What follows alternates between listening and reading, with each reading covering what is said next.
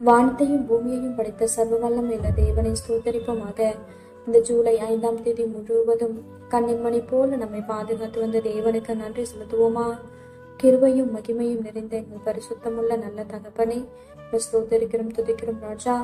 இரவு நேரத்திலும் உண்மை நோக்கி பார்க்கக்கூடிய கிருபையை கொடுத்ததற்காக நன்றி தகப்பனே. அப்பா, இந்த நாளிலும் உங்களுக்கு பிரியமில்லாத காரியங்களை செய்து உடைய இருதயத்தை துக்கப்படுத்தியதற்காக எங்களை தயவாய் மன்னியும் ஆண்டவரே. உமக்கு பிரியமான பிள்ளையை வாழ உதவி செய்யுங்கப்பா. இந்த நாளிலும் எங்கள் தேவைகள் எல்லாவற்றையும் சந்தித்து நாங்கள் சோர்ந்து போகாதபடி உடைய வார்த்தை கொண்டு எங்களை குணப்படுத்தியதற்காக நன்றி தகப்பனே. ஆண்டவரே, இந்த நாளிலும் நாங்கள் மற்றவங்களை குற்றப்படுத்தும்படியா பேசினதற்காக எங்களை தயவா மன்னிச்சிடுங்க ஏசப்பா.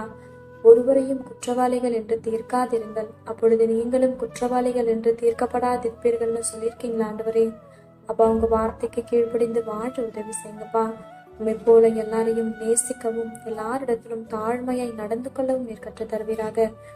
இரவு நேரத்தில் சுபிக்கிற ஒவ்வொருவரையும் ஆசிர்வதிங்கப்பா. அவர்கள் குடும்பங்களை நீர் பாதுகாத்து வழிநடத்தும். எங்கள் ஆவி, ஆத்மா, சரீரம் முழுவதையும் உடைய கருத்திலே கொடுக்கிறோம். நீர் பொறுப்பெடுத்து நீர் வழிநடத்தும்.